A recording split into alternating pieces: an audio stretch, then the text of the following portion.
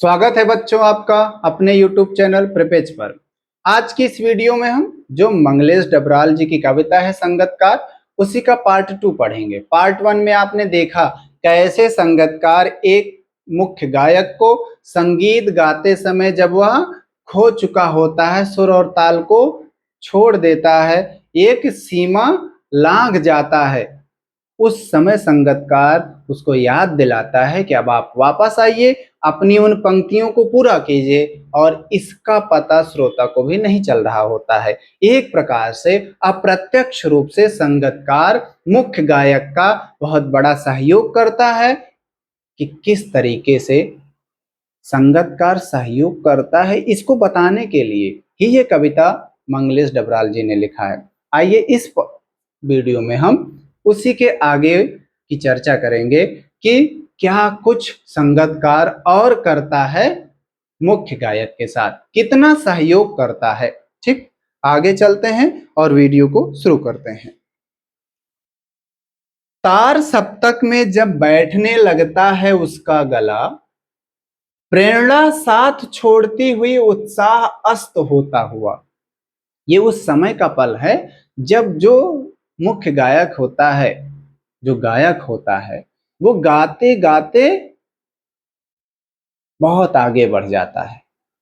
उस कभी कभार गाते गाते वो इतना तेजी से बोल देता है किसी पंक्ति को कि अब लगता है कि अब अगली पंक्ति नहीं बोल पाएगा। और तेजी से बोलने का कारण उस संगीत में, उस गीत की पंक्ति में उसकी डिमांड होती है कि ये पंक्ति जोर से गानी ही गानी।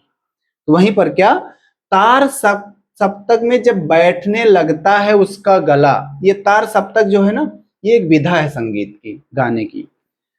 तो जब वो किसी पंक्ति को खूब राग से गाने के बाद उसका जो गला है, गला बैठने वाला होता है, लगता है कि अब बस आगे की लाइन नहीं गा पाऊंगा। यहीं पर संगतकार क्या करता है, प्रेरणा साथ छोड़ती ही उत्साह अस्त होता हुआ। मुख्य गायक को लगता है कि अब अगली पंक्ति में कैसे गाऊंगा, अंदर से शिथिल हो जाता है, वह परेशान हो जाता है। तब संगतकार आवाज से राख जैसा कुछ गिरता हुआ तभी मुख्य गायक को ढांढस बंधाता होगा। ठीक, बंधता लिखा है।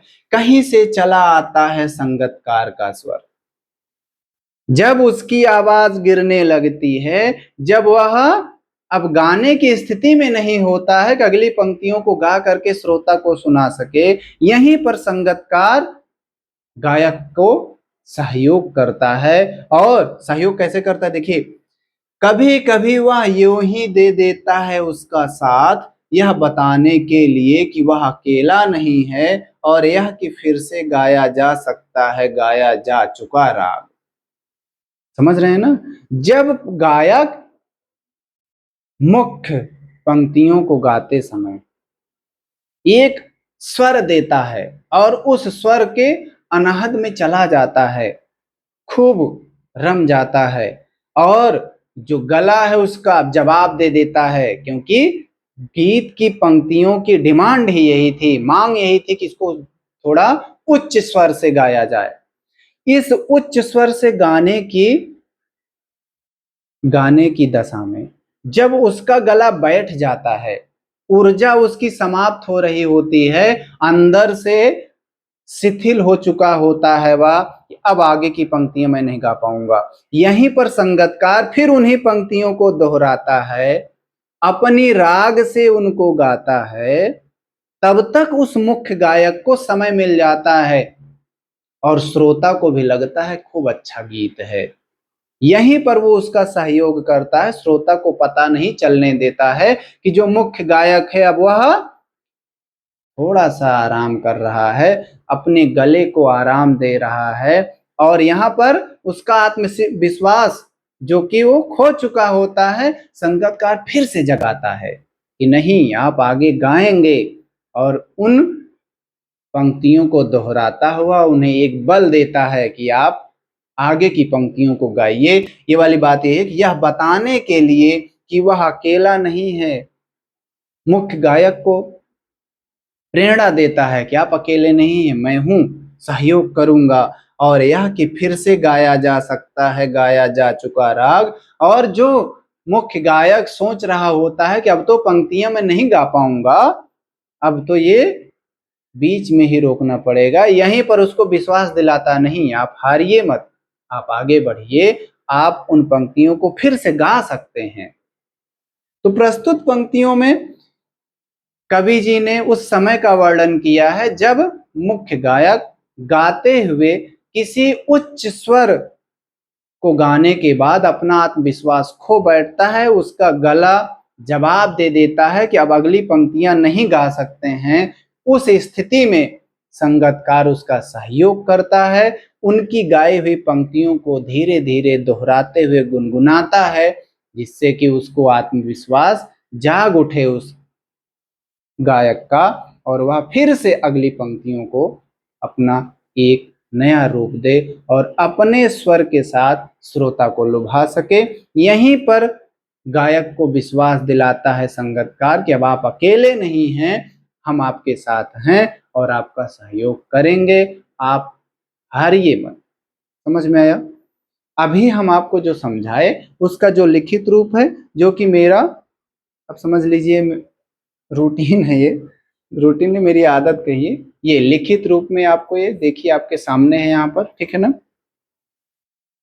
उसका जो काव्य सौंदर्य है ये आपके सामने है, ठीक है, समझ में आया? काव्य सौंदर्य के साथ साथ अब चलते हैं अगली पंक्ति में। ठीक, अगली पंक्ति क्या है?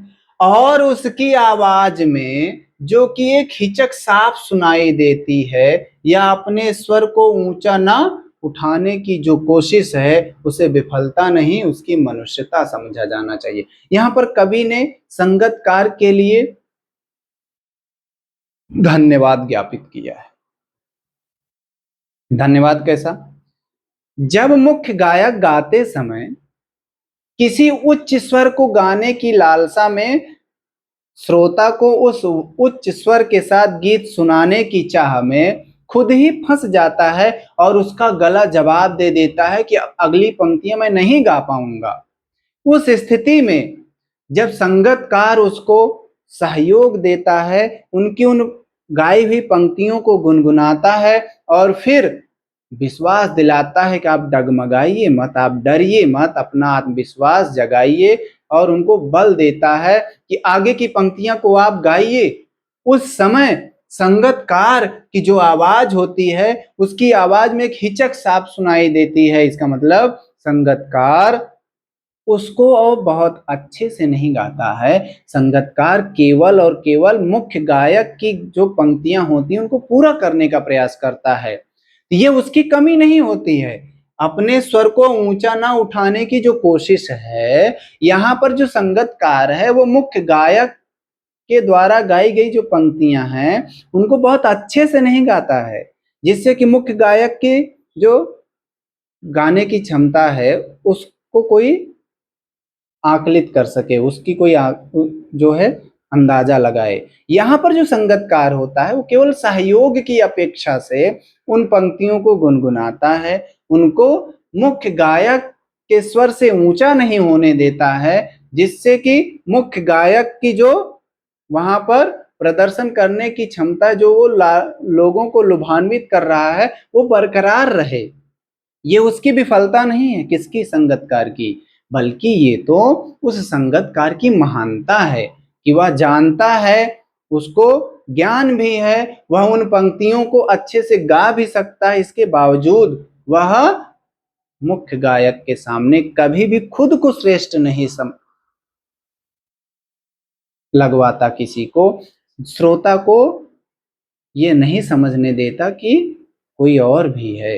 वहां पर वह केवल मुख्य गायक के सहयोग करने की अपेक्षा से गाता है। ये उसकी विफलता नहीं, उसकी मनुष्यता समझा जाना चाहिए। इसका कभी भी गलत तरीके से आकलन नहीं करना चाहिए कि वह विफल व्यक्ति उसको आता नहीं है, बल्कि उसकी मनुष्यता, उसका एहसानमंद होना चाहिए, ये मुख्य गायक का सहयोग कर रहा है। ठीक, इन पंक्तियों में कवि ने संगतकार की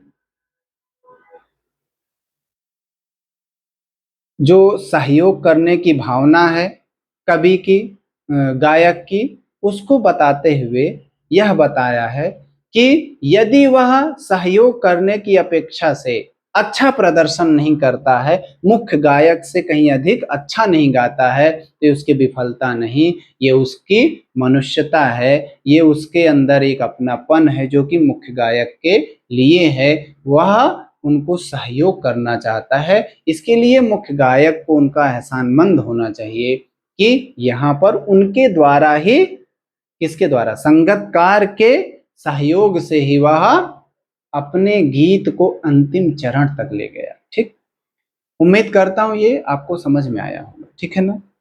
अभी मैंने जो आपको पढ़ाया उसका जो लिखित रूप है, व्याख्या, ये आपके सामने है, इसको आप नोट कर लीजिए। और जो काव्य सौंदर्य है, भाव सौंदर्य और शिल्प सौंदर्य, ये आपके सामने है। ठीक है।